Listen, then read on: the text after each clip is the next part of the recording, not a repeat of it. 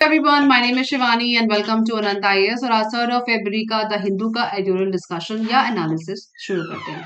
इसमें हमारे दो आर्टिकल हैं आज, trading more with in Asia makes economic sense और दूसरा है फायर एंड आइस। इसके बारे में हम आर्टिकल में समझेंगे। शुरू करते हैं इस आर्टिकल से। इसका पिक्चर ये है, स्क्रीनशॉट है। If you want to download this article from the website of Hindu you can do that. Now इस पे ये जो आर्टिकल है वो गणेशन वाजी विघ्न राजा ने लिखा है और ये प्रोफेसर है, fellow in India in economics and trade, gateway house Mumbai and senior research associate ODI global London के। और ये कह रहे हैं कि trading more with in Asia makes economic sense. ठीक है, कि एशिया में ज्यादा ट्रेड करेंगे तो इकोनॉमिक सेंस है हमारा, और मेक्स इकोनॉमिक सेंस बनाता है, राइट, बना रहा है, बनाता है। और दूसरी चीज मेंशन कर रहे हैं कि narrow geographical coverage between South Asia and Southeast Asia may be a building block for eventual trade integration across Asia। वो कह रहे हैं कि जो नैरोअर जोग्राफिकल कवरेज है ना, कि अगर आप सिर्फ साउथ एशिया और साउथ ईस्ट एशिया में ही व्यापार करते रहोगे तो जो इवेंचुअल ट्रेड इंटीग्रेशन हैं वो अक्रॉस एशिया, उनमें एक ब्लॉक हो सकता है, ब्लॉकेज आ सकता है। ठीक है, नाउ देख लेते हैं कि जो ईस्ट एशिया के कौन कौन से देश हैं। तो जो बच्चे पूछते हैं अधिकतर कि कौन कौन से देश आते हैं मैम, तो ये बड़ा पिक्चर मैं आपको दिखा रही हूँ, उसकी पूरी लिस्ट है, गूगल पे आप चाहो डाउनलोड कर सकते हो, जिसमें आपका ईस्ट एशिया के देश आते हैं। और जो साउथ एशिया है वो ये है, साउथ एशिया में ये सारे देश आते हैं, जिसमें मालदीव भी आता है, श्रीलंका, इंडिया, म्यांमार, बांग्लादेश, भूटान, नेपाल, पाकिस्तान, अफगानिस्तान। तो दो अलग अलग चीजें नहीं है, एक चीज, एक ही पिक्चर के दो भाग हैं। ऐसे मानिए कि ये पूरा पिक्चर है, जो पूरा आपका साउथ ईस्ट एशिया भी कभी कभी लोग गलती से बोलते हैं, लेकिन अगर आप उसको रियल टाइम देखें तो ये पार्ट अलग है और ये पार्ट अलग है। सो ऑल्दो इंडिया का या इन देशों से व्यापार है और कई तरह के ट्रेड अग्रीमेंट भी हैं और होने भी चाहिए, आसपास के देश हैं। हमारी तो पॉलिसी है, एक्ट ईस्ट पॉलिसी है हमारे देश की। सो उस केस में इनके व्यापार सदियों पुराने हैं। लेकिन अगर आप डिवाइड के हिसाब से देखें कि फिलहाल ईस्ट एशिया में कौन से देश आते हैं मेजोरिटी में और साउथ एशिया में कौन है, तो वो आपको पता होना चाहिए प्री के पर्पज से और मेंस के पर्पज से। साथ ही साथ कुछ चीजें जो नहीं भूल सकते हम, जैसे पहले आता है सार्क, सार्क में कौन से देश हैं, फिर आता है आसियान, उसको नहीं भूल सकते। एससीओ में कौन से देश आते हैं, उसकी भी मीटिंग होने वाली है। और साथ ही साथ बिम्स्टेक जो भी नाम आएगा इस आर्टिकल में, उसको हम देखेंगे। उसके साथ हमारा एक्ट ईस्ट कौन सी पॉलिसी है, कब बनी, क्या है, ये सारी चीजें, ऐसी काफी चीजें हैं जो आपको प्री और मेंस दोनों के पर्पज से पता होनी चाहिए। सीईसीपी में इंडिया का क्या रोल है, आईसीपी क्या है। इसके अलावा से मैं आपको इस इलाके के ये एग्रीमेंट लिख रही हूँ, अगर मैं पैसिफिक को जोड़ लूं तो और बढ़ जाएंगे। सो इस तरीके से सारी चीजें आपको प्री मेंस के हिसाब से कवर करनी है, पता करनी है, और उनके नोट्स बनाते चलिए, इन पे सवाल जरूर बनते हैं। ठीक है, तो वो कह रहे हैं कि साउथ एशिया के जो के ट्रेड को एक बार रीलुक कर लेना चाहिए इन देशों को। क्यों? क्योंकि आईएमएफ ने कहा है 31 जनवरी को कि 2022 का जो ट्रेड परसेंटेज था या ग्रोथ थी वो 5.4% थी, जो कम स्लो डाउन होके इतनी पहुंची है 22 में। सो 23 का उन्होंने प्रोडिक्ट किया है 2.4% रह सकता है 2023 में, ये प्रोडिक्शन है। और इसके हवाले से वो क्यों ये बात कह रहे हैं, क्योंकि जो रशिया यूक्रेन वॉर है ना, एस्केलेट करती चली जा रही है, और उसकी वजह से जो पॉली क्राइसिस का रिस्क भी बढ़ता जा रहा है। अभी देखेंगे वो क्या होता है। सो ये जो फोरकास्ट है ये ऑप्टिमाइज करती है पॉली क्राइसिस को, और ये रिजल्ट किस चीज का है, रशिया यूक्रेन वॉर। क्योंकि याद रखिएगा कि रशिया यूक्रेन वॉर की वजह से रशिया के ऊपर बहुत सारे सैंक्शंस लगे, और उसकी वजह से फूड और फ्यूल प्राइसेस में एक तरीके का डीकपलिंग हो गई। मतलब अलग अलग तरीके से लोग अलग अलग प्रभाव आ रहे हैं, और ग्लोबल सप्लाई चेन से डिस्कनेक्ट होने की वजह से फूड और फ्यूल के प्राइसेस में उतार चढ़ाव आ रहा है, जिससे बहुत सारे देशों का इन्फ्लेशन, उनका फिजिकल पॉलिसी, उनकी इकोनॉमिक पॉलिसी हिल गई है या हिल रही है या रिकवर कर रही है। अभी हमारे बजट में तो ये था कि हमारा जो सर्वे है वो कहता है कि इंडिया ने काफी रिकवर किया है, स्टेज सेट हो चुका है। अब आने वाले टाइम में हम 7 और 8% के हिसाब से रिकवर कर जाएंगे, ग्रो कर जाएंगे, ये हमारा सर्वे कहता है। लेकिन इस आर्टिकल में मेंशन कर रहे हैं कि डीकपलिंग फ्रॉम ग्लोबल सोसाइटी, मतलब रशिया और यूक्रेन वॉर में जो एस्केलेट कर रही है उसकी वजह से क्या हुआ, जो ग्लोबल सप्लाई डीकपल हो गई, अलग हो गई। And tackling variants of covid virus, और टैकल कर रही है कोविड-19 वायरस को। ये जो वायरस तो अभी इतना इफेक्टिव नहीं रह गया, लेकिन उसके आफ्टर इफेक्ट अभी भी है। ठीक है, क्योंकि रशिया के पास सैंक्शंस लगे, साथ ही साथ रशिया के अलावा जो उस यूरोप की पावर सप्लाई, यूरोप की ऑयल सप्लाई, यूरोप की फूड सप्लाई, वेस्टर्न कंट्रीज ने कहा हम तुमसे तेल नहीं लेंगे। ऐसी बहुत बहुत सारी चीजें इसके इफेक्ट से आ रही हैं, जिसकी वजह से पॉली क्राइसिस का खतरा को जो खतरा है, रिस्क है, वो ऑप्टिमाइज हो रहा है। पॉलीक्राइसिस का मतलब क्या हुआ? ग्लोबल रिस्क रिपोर्ट जो है वर्ल्ड इकोनॉमिक फोरम की 2023 को आप पढ़ सकते हैं, उसमें इसको अच्छे से एक्सप्लेन किया गया है। मैं पहले भी डिस्कस कर चुकी हूँ इस रिपोर्ट को। इसमें उन्होंने कहा कि पॉलीक्राइसिस क्या है? एक क्लस्टर है ऑफ रिलेटेड ग्लोबल रिस्क, मतलब रिलेटेड ग्लोबल रिस्क का एक क्लस्टर है, एक झुंड है। जो रिलेटेड का मतलब क्या हुआ? जो किसी घटना से जुड़ा हुआ है, और घटना क्या है? यूक्रेन रशिया वॉर मेजोरिटी में अभी के लिए, with compounding effect such that the overall impact exceeds the sum of each part। मतलब और इसकी कंपाउंडिंग इफेक्ट क्या होते हैं? मतलब कंपाउंड का मतलब क्या होता है कि वो जुड़ता जाता मतलब कि एक साल, दूसरे साल, 3 साल जो रिजल्ट होते हैं ना, जो कंपाउंड का मतलब होता है कि मल्टीप्लाई कर जुड़ता जाएगा। आपका जो प्रिंसिपल होगा उसका इंटरेस्ट जो निकलता है ना हर साल, उसके ऊपर क्लबिंग होती रहती है, इसे कहते हैं कंपाउंडिंग। सो कंपाउंडिंग का मतलब है कि साल दर साल जो इसके इफेक्ट होंगे वो आपको प्रभावित करते रहेंगे। ये है पॉली क्राइसिस। तो ये बन किससे रहा है? ये यूक्रेन रशिया वॉर के एस्केलेट होने से बन रहा है, क्योंकि एक साल होने वाला है, कंप्लीट हो चुका है ऑलमोस्ट। उस केस में रिजल्ट कुछ नहीं आया है। अच्छा, दूसरी बात वो कहते हैं कि आईएमएफ ने एक रिपोर्ट पब्लिश करी थी अपनी, resilient growth, sorry, south Asia path to resilient growth. इस रिपोर्ट में उन्होंने कहा था कि एशिया के पास एक बहुत स्ट्रॉन्ग बैकग्राउंड है, ईस्ट एशिया स्पेशली, उनके पास स्ट्रॉन्ग बैकग्राउंड, एक बेस एग्जिस्ट करता है, स्ट्रॉन्ग बेस है, जिससे हम अपने साउथ ईस्ट एशिया के ट्रेड को एक्सपैंड कर सकते हैं। और साउथ एशिया के देशों में हम जानते हैं कि हमारा भारत भी आता है और आसपास के देश आते हैं। मतलब हमारा जो बैकग्राउंड, जैसे मैंने कहा कि हमारा जो ट्रेड है ना साउथ ईस्ट एशिया के देशों से, जिसको इको मलयन आपने पढ़ा होगा, यहाँ लिखा है इंडो मलयन इको जोन। सो इस जो मलाया के देश हैं, इनसे हमारा संबंध आज का नहीं पुराना है। तो उसके आधार पे उसको आधार बनाने के, उसको आधार में ऑलरेडी है, तो उसको बेस में लेकर के उनसे अपना ट्रेड हम एक्सपैंड कर सकते हैं। और जैसे कि हम जानते हैं कि हमारी लुक ईस्ट पॉलिसी पहले जो थी, बाद में हो गई एक्ट ईस्ट पॉलिसी। इसके आधार से भी हम साउथ एशिया के रिफॉर्म्स को अडॉप्ट करते हुए आगे बढ़ सकते हैं, जिसमें चाइना भी अपने अपने सप्लाई चेन को ऑफशोर करने लग गया है, तट पे लाने लग गया है, मतलब वो भी जुड़ना चाहता है। ठीक है। नाउ इस रिपोर्ट के हवाले से एक चीज और इम्पोर्टेंट होती है कि ऐसे कई सारे खतरे हैं, ऐसी बहुत सारी चीजें, खतरे हैं, नुकसान है जो इस वक्त डेवलप हो रहे हैं इस वॉर की वजह से, और होते रहे हैं, उनको भी एक बार हम देख लेते हैं। So inter systematic cascades of Ukraine, मतलब कैस्केड्स मतलब आने वाले जो उसके टाइम टू टाइम आने वाले इफेक्ट, नेगेटिव इफेक्ट है यूक्रेन रशिया वॉर। क्या क्या है? वॉर के होने से क्या हुआ? सबसे पहले कि प्लस का मतलब चीजें बढ़ी और माइनस का मतलब चीजें घटी। तो प्लस के में क्या हुआ? राइट ऑफ वायलेंस बढ़ा, सप्लाई चेन डिस्ट्रप्शन हुआ, मिलिट्री एक्सपेंशन बढ़ गया। और माइनस में क्या गया? क्लाइमेट एक्शन माइनस में चला गया। उसके साथ ही साथ फूड प्राइसेस जो है माइनस में चले गए। और माइनस का मतलब माइनस कम नहीं हुए, मतलब इनका जो है इन्फ्लेशन की वजह से इनका प्रभाव जो है नेगेटिव रहा, वो कहने की बात है। एनर्जी प्राइसेस भी बढ़ गए, फूड प्राइसेस, मतलब यहाँ पे क्लाइमेट चेंज की कनेक्शन से तो माइनस में है, लेकिन एनर्जी प्राइस और फूड प्राइसेस आपस में तो बढ़ रहे हैं, तो ये नेगेटिव प्रभाव डालते हैं। साथ ही साथ स्टैगफ्लेशन बढ़ गया, मैं डिस्कस कर चुकी हूँ मैं प्रीवियस वीडियो में। पॉलिटिकल एक्सट्रीमिज्म बढ़ गया, पॉलिटिकल पोलराइजेशन और पोलराइजेशन बढ़ा, और साथ ही साथ जो सिस्टम है वो पैरालाइज हो गए। तो इससे बहुत सारी चीजें हैं जो इस यूक्रेन रशिया वॉर के रिजल्ट के रूप में सामने आ रही हैं। इस वॉर का तो कोई रिजल्ट नहीं निकला, लेकिन सारे देश का, विश्व के कई सारे देश इसकी वजह से नेगेटिवली इंपैक्ट हुए हैं। और आप जहां पे भी इनके नोट्स बनाते हो इकोनॉमीज को लेकर के, आप इसका स्क्रीनशॉट ले सकते हो और इसको आप रेफर भी कर सकते हो। ये मुझे कैस्केड इंस्टीट्यूट की वेबसाइट से मिला है, काफी इंफॉर्मेटिव है और आपको फायदा भी देगा आपकी प्रिपरेशन में। अच्छा, अब आगे देखते हैं जो हमारी एक्ट ईस्ट पॉलिसी है उसकी मेजर थम्स क्या हैं। वो ये है कि Agartala Akhaura rail link between India and Bangladesh है, उसके अंदर इंटर मॉडल ट्रांसपोर्ट लिंकेज है इन इनलैंड वाटरवेज थ्रू बांग्लादेश, हम देख चुके हैं पहले भी। ये हमारा मेन थम है या पिलर कहना चाहिए। Kaladan multi modal transport transit transport है, जो म्यांमार और थाईलैंड के कनेक्शन से हम बना रहे हैं नॉर्थ ईस्ट में, वो भी इंपॉर्टेंट है। रोड एंड ब्रिज प्रोजेक्ट है, modernization of hydro electric power, कहां पर? India Japan act east forum. So ये सारे देश जहां पे हमारा इन्वेस्टमेंट है, हमारे हम जहां पे अपना कुछ फेवर देखते हैं, इन देशों के माध्यम से, इन देशों की हेल्प से वो हमारी एक्ट ईस्ट पॉलिसी बनाती है। तो इसको याद रखिएगा, प्री के मतलब से इंपॉर्टेंट है और मेंस में भी सवाल इसके ऊपर पूछे जा चुके हैं। ठीक है।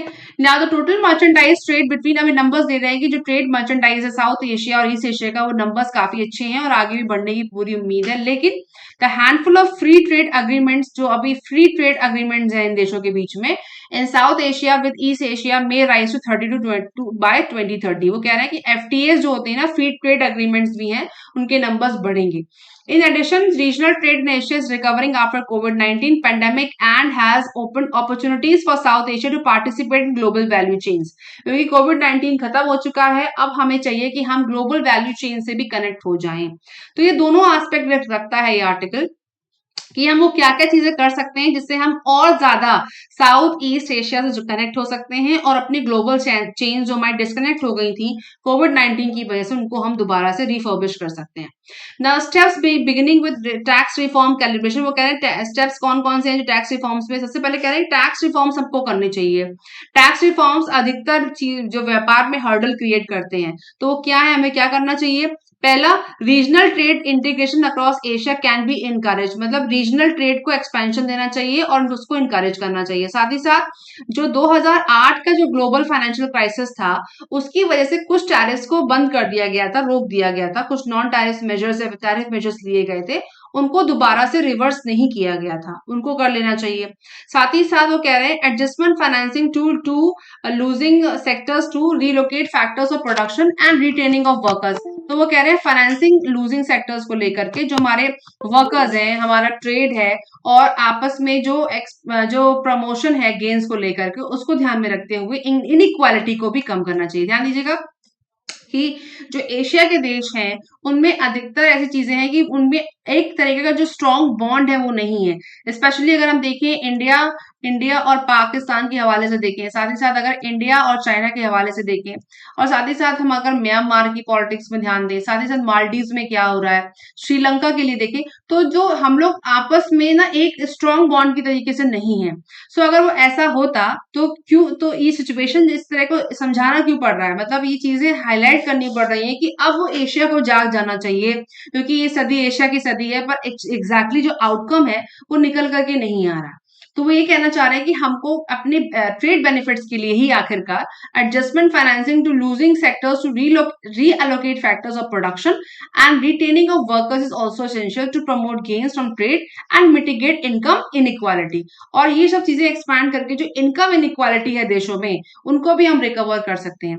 अभी कुछ दिन पहले एक आर्टिकल भी आया था जहां पे कहा जा रहा था कि अगर सार्क के देश, स्पेशली सार्क के देश अगर आपस में एकजुट हो जाएं, तो हम G20 की जो प्रेसिडेंसी है उस टेबल को अच्छी तरीके से उसको इनकैश करा सकते हैं और उस टेबल के माध्यम से बहुत सारी चीजों को उठा सकते हैं। क्योंकि जो ये वॉर की सिचुएशन चल रही है, रशिया और यूक्रेन की जो वॉर है, इसमें बहुत सारे ऐसे पिलर्स थे, ऐसे इंपॉर्टेंट पॉइंटर्स है जो हमने मिस कर दिए हैं, क्योंकि हम आपस में एकजुट नहीं है। हम फ्यूल के प्राइसेस को स्ट्रीमलाइन नहीं कर पाए, हम आपस की लिंकेजेस को स्ट्रीमलाइन नहीं कर पाए, क्योंकि हम लोग आपस में एक जैसे नहीं है या एक के साथ मिलकर के नहीं चलते।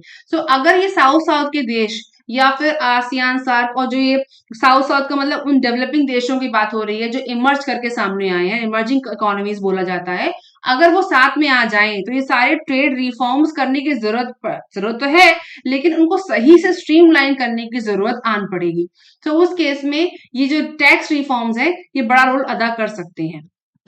नाउ अब वो कह रहे हैं कि second, improve the performance of special economic zone. अब ध्यान दीजिएगा, एक शब्द आया free trade zone, FTA, free trade agreement, free trade agreement. दूसरा आया स्पेशल इकोनॉमिक जोन, ठीक है। And invest in services sales to facilitate industrial clusters and exports. South Asia has over 600 SEZs operation in Kochi, Gwadar, Pakistan, Mirsarai, Bangladesh and Hambantota, Sri Lanka. In ports को याद रखिएगा। सो FTA क्या होता है वो पता करना चाहिए हमें, आपकी प्री के लिए इंपॉर्टेंट है, पता होना चाहिए। और स्पेशल इकोनॉमिक जोन जिसमें टैरिफ्स नॉन टैरिफ्स जो बैरियर्स होते हैं कम होती हैं। फ्री ट्रेड का मतलब आपस में फ्री का मतलब फ्री नहीं हो गया, कुछ चीजें होती हैं वो आपको पता होनी चाहिए, तो इनमें क्या फर्क है ये हमको पता होना चाहिए। नाउ इम्प्रूविंग SEZ, तो ये आपके लिए आज का होमवर्क हो गया, ठीक है। Now improving SEZ's process and outcomes in South Asia requires ensuring macro economic and political stability. और जबकि हमको टैरिफ जो हर्डल्स है उनको हटाना है, तो जो पॉलिटिकल स्टेबिलिटी को बढ़ाने के लिए मैक्रो इकोनॉमिक सिचुएशन को स्टेबलाइज करना पड़ेगा। मैक्रो इकोनॉमिक के लिए अगर ऐसा होता है तो क्या होगा, हम नई प्रैक्टिसेस को अडॉप्ट कर सकते हैं। साथ ही साथ towards investor providing reliable electricity and 5G broadband cellular technology and also upgrading worker skills, इन सारी चीजों को भी हम आगे ले जा सकते हैं। Third, pursue comprehensive FTAs that eventually lead to regional comprehensive economic, तो आरसीईपी को भी हम आगे ले जा सकते हैं। इसमें एफटीए, तो ध्यान दीजिएगा शब्द आगे कई सारे, एक तो है एफटीए, फिर है आरसीईपी रीजनल रीजनल कोऑपरेशन, उसके बाद सीईसीपी, ये सारी चीजें आपको पता होनी चाहिए। कौन कौन से ट्रेड एग्रीमेंट्स होते हैं, टाइप क्या होते हैं, इनकी वेरिएशंस क्या क्या हैं। To provide for regular rule based trade to ensure against rising protectionism, so RCEP को भी हम आगे बढ़ा सकते हैं एफटीए के आगे, क्योंकि अगर हम ये इन कॉम्प्रिहेंसिव पार्टनरशिप का हिस्सा बनते हैं, सो जो हमारा प्रोटेक्शनिज्म की जो पॉलिसीज हैं देशों के बीच में, उनमें हम साथ में काम कर सकते हैं। मतलब हम अपने अपने देश के ट्रेड को अगर प्रोटेक्शन देते हैं दूसरे देशों के प्रति, तो उस केस में हम किसी देश का नुकसान भी तो करते हैं, उसको अपने देश में इंपोर्ट नहीं करने देते। आरसीईपी का मतलब ये भी होता है कि अगर आपको चाहिए कि कंट्री ए हमारे देश में इंपोर्ट ना करे, तो मैं क्या करूंगी, मैं उसके ऊपर कई सारी ड्यूटी लगा दूंगी ताकि मेरे देश में इंपोर्ट ना कर पाए, या हम ये हमारे देश में वो एक्सपोर्ट ना कर पाए, ऐसे मुझे बोलना चाहिए, हमारे देश में वो एक्सपोर्ट ना कर पाए। तो इससे क्या होता है, जो ये अग्रीमेंट्स होते हैं उनके बीच में ये सबसे बड़ा फायदा क्या होता है कि ये जो सारे ड्यूटीज है ना, ये कम हो जाते हैं, 1% तक कम कर दिए जाते हैं। कि चलिए अभी तक 10% लग रहा था तो उसको कम करके 2% कर देते। मैं एग्जाम्पल आपको दे रही हूँ कि इससे क्या होता है, इन अग्रीमेंट से जो बड़े बड़े ड्यूटीज होती हैं, जो एक तरह का हर्डल पैदा करती हैं, वो सॉल्व हो जाती हैं। और साथ ही साथ वो ये कह रहे हैं कि जो प्रोटेक्शनिज्म की भावना है देशों के बीच, उसको भी हम केटर कर सकते हैं कुछ लेवल तक। क्योंकि अभी जो हम सब समझ रहे हैं कि क्यों जरूरी है, क्योंकि आईएमएफ ने कहा है कि 2023 में ग्लोबल ग्रोथ है वो स्लो डाउन की वजह से 2.4% रह जाएगी। तो अगर हम ये सारे सुधार नहीं करेंगे तो क्या हमारे देश का फायदा होगा? नहीं होगा, इसलिए करना जरूरी है। While South Asia is a latecomer to FTAs when compared to East Asia, it has made a start with Japan India FTA। और ये कह रहे हैं कि जो FTAs हैं compared to East Asia has made a start with Japan India FTA, Sri Lanka Singapore FTA and Pakistan Indonesia FTA। ठीक है, तो ये फ्री ट्रेड एग्रीमेंट्स के देश बता रहे हैं कि हमको इन सब चीजों को इनहांस करना चाहिए, और वो एक पार्ट है हमारी ऑलरेडी एक्ट ईस्ट पॉलिसी का, अगर आप ध्यान दें तो। नाउ आरसीपी की जो मेंबरशिप है, इंडिया ने उसको निगेट कर दिया था, लेकिन फिर भी वो रास्ता अभी भी खुला हुआ है। एक्सपर्ट कहते हैं कि आप चाहें तो उसे दोबारा ज्वाइन कर सकते हैं। और साथ ही साथ India has also concluded FTS with UAE और ऑस्ट्रेलिया 2022 में, उसको भी हम अपने ट्रेड एनहांसमेंट की तरफ देख सकते हैं। The confidence gain from these can help prepare for future RCEP membership by undertaking structural reform to boost business competitiveness in supply chain and foster greater regularity coherence with East Asia. ठीक है, तो east Asia के लिए अगर ये सब चीजें हम करते हैं, जैसे मैंने कहा, तो अगर ये सारे एग्रीमेंट्स को हम ध्यान दें और ग्लोबल सप्लाई चेन से दोबारा जुड़ना चाहते हैं, तो हम एक अच्छा काम करेंगे अपने देश के लिए, और ये करना जरूरी भी है। ओके, नाउ वो कुछ जो एग्रीमेंट्स उनके ऊपर हाईलाइट कर रहे हैं कि बे ऑफ बंगाल में जो इनिशिएटिव है उसका नाम है bay of Bengal initiative for multi sector technical and economic cooperation, BIMSTEC इसका नाम याद रखिएगा। तो ये इसको भी हम strong to facilitate stronger trade ties, इसको भी हम इनहांस कर सकते हैं। बे ऑफ बंगाल में जो हमारा ट्रेड इंटरेस्ट है उसको इनहांस कर सकते हैं। In activity in South Asian association for regional cooperation, SAARC के देश हैं उनमें से मैंने कहा कि सार्क और बिम्स्टेक के देशों में आपस में संबंध अच्छे होने चाहिए, होने ही चाहिए, वरना आपको ट्रेड का फायदा नहीं मिलेगा। साथ ही साथ जो हमारा साउथ ईस्ट एशिया का जो कवरेज है, जो फिलहाल के लिए गड़बड़ाया हुआ है, उसको भी ठीक करना है। बड़ी बात यह है कि G20 की प्रेसिडेंसी इस बार देश इंडिया के पास है। उस केस में अगर हम एशियन, साउथ एशिया और साउथ ईस्ट एशिया के देशों को एकजुट करके चलते हैं, ये इसका क्रक्स है इस आर्टिकल का। अगर हम इन देशों को साथ में लेके चलते हैं और एक ग्लोबल वॉइस की तरह हम प्रो ट्रेड पॉलिसीज को इम्प्लीमेंट करते हैं, तो हम इस जो टेबल को जिसकी प्रेसिडेंसी इस साल इंडिया के पास है, उसको हम बुना सकते हैं। तो अगर नहीं करेंगे तो आने वाला जो ट्रेड है उसमें हमारा ग्रोथ हैम्पर करेगा। अगर हमें जो हमारी एक्सटर्नल डिमांड नहीं होगी, हमारे पास डिमांड नहीं होगी विदेशों से, तो हमारा इंटरनल ट्रेड भी इफेक्ट करता है। और जैसे कि हम जानते हैं कि हमारा करंट अकाउंट डेफिसिट बढ़ रहा है, फिस्कल डेफिसिट बढ़ रहा है, तो ये सब सारी डेफिसिट बढ़ रही कवर कैसे होंगी? ट्रेड से तो कवर होंगी ना। तो इस केस में ये आर्टिकल इस बात को हाईलाइट करता है कि आप जो साउथ एशिया की जो लार्जेस्ट इकोनॉमीज में से एक है, उसमें हमें इन सब चीजों को ध्यान में रखते हुए अपने ट्रेड को एक्सपेंशन करना चाहिए। नेक्स्ट आर्टिकल है फायर एंड आइस, जो लद्दाख के लिए लिखा गया है, उसको समझते हैं। फायर एंड आइस, इसमें मेंशन किया जा रहा है कि लद्दाख में हम सब जानते हैं कि जो फेमस मैगसेसे विनर है, मैगसेसे अवार्ड विनर है सोनम वांगचुक, वो प्रोटेस्ट पे हैं। प्रोटेस्ट का कारण क्या है कि वहां के लोगों की डिमांड है कि आर्टिकल 244 के अंदर इस 6 स्केड्यूल में लद्दाख को शामिल किया जाए। वहां के टेरेन के हिसाब से, वहां के एरिया के हिसाब से, जो आप सब जानते हैं पहाड़ी इलाका है, और वहां की सिचुएशन के हिसाब से उसको 6 स्केड्यूल में शामिल किया जाए। ये वहां के लोगों की डिमांड है। और फाइनली अब सोनम वांगचुक जो मैगसेसे अवार्ड विनर है, वो इसके लिए प्रोटेस्ट भी कर रहे हैं। हम सबको पता है कि जब 2019 में क्या हुआ कि Ladakh has been on edge, वो कह रहे हैं, ये आर्टिकल कहता है कि लद्दाख एज पे है ever since it was carved out as a unit, जब से वो यूटी बना है और जब से वो जम्मू एंड कश्मीर 2019 से अलग हुआ है। ठीक है, तब से वो क्या है, डिटैच करके यूटी बनाया गया ना 2019 में, तब से जो उनकी सिचुएशन है वो काफी गड़बड़ा गई है।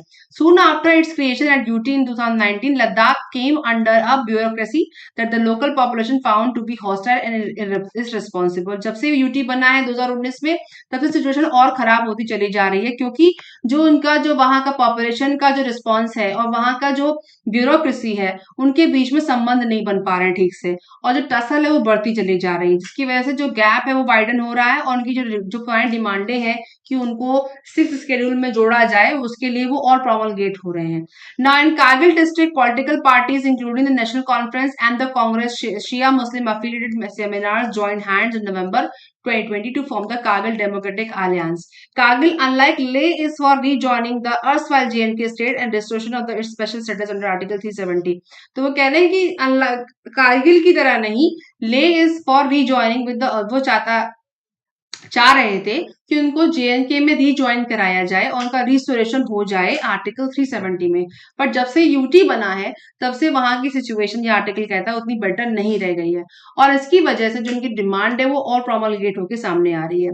They have put four major demands before the centre, 4 मांगी उन्होंने रखी हैं, which includes restoration of full fledged statehood, constitutional safeguard under 6 schedule, separate Lok Sabha seat for Leh and Kargil district and job reservation for local. जो 4 चीजें हैं जो मेंस के purpose important बनती हैं, कि पहला क्या है, restoration of full fledged statehood, पूरा स्टेट बनाया जाए फुल फ्लेज स्टेटहुड, फिर उसके बाद उनकी कॉन्स्टिट्यूशन सेफगार्ड दिए जाए, संवैधानिक सेफगार्ड हो उनके पास, और इसके साथ सेपरेट लोकसभा हो, लोकसभा सीट हो उनकी, लोकसभा सीट्स फॉर ले, और Kargil district and job reservation जो है फॉर लोकल्स के लिए जॉब रिजर्वेशन हो। ये 4 डिमांड उन्होंने रखी हुई है। उसके बाद ऐसा नहीं है कि सरकार ने कोई काम नहीं किया है, सरकार ने काम किया है, उसके लिए कमेटी भी बनाई है, पर एक्चुअली जो सिचुएशन है वहां की, उसके लिए रिजल्ट कोई अभी तक निकला नहीं है। In fact, the second committee appointed this year under Minister of State for Home Nityanand Rai has also only deepened local anger, and it has no mandate to address the issue being raised. मतलब वो बनी तो है ही committee, मैंने भी कहा पहले भी इस पे आर्टिकल आ चुका है, बट उनका जो कोई रिजल्ट उसका निकला नहीं, और सरकार का मन भी नहीं लगता कि इससे कोई रिजल्ट आएगा। Ladakh witness a major military incursion from China in 2020 just 10 months after JNK special status was scrapped and the erstwhile status. उसके ऊपर जो आर्टिकल कहता है कि 2020 में जस्ट आप 10 महीने बाद ही जेएनके से अलग, जैसे ही जेएनके को स्पेशल स्टेटस मिला, वैसे ही चाइना ने मिलिट्री इंकर्शन हुआ था 2020 में, बहुत भयंकर 2020 में लद्दाख पे। तो इसके हवाले से वहां के लोग थोड़ा सा और इस बात के लिए एक्टिव हो गए कि उनको स्पेशल स्टेटस का और संवैधानिक सुरक्षा का उनको आश्वासन मिले। And erstwhile status divided, the conflict remains unsolved, और इसकी वजह से जो सिचुएशन है वो अनसॉल्व सी लग रही है। तो ये चीज मेंशन करी जा रही है इस आर्टिकल में। इसको आपने मेंस और प्री के पर्पस से आप मान के चलिए कि आगे आने वाले टाइम में ये मेंस के लिए इंपॉर्टेंट क्वेश्चन इवॉल्व हो सकता है, और प्री के पर्पस से ये इंपॉर्टेंट है ही, इसका ज्योग्राफिकल लोकेशन, साथ ही साथ इसका जो डिमांड है वो, और आर्टिकल 344 के, सॉरी माय मिस्टेक, आर्टिकल 244 के हवाले से 6 शेड्यूल में क्या क्या चीजें मेंशन की गई है वो प्री के लिए इंपॉर्टेंट हो सकती हैं। ठीक है, तो ये था हमारा आज का एडिटोरियल डिस्कशन, और आई होप कि आपके लिए इंफॉर्मेटिव रहा होगा। If yes, so do subscribe for my channel, and मिलते हैं नेक्स्ट वीडियो में।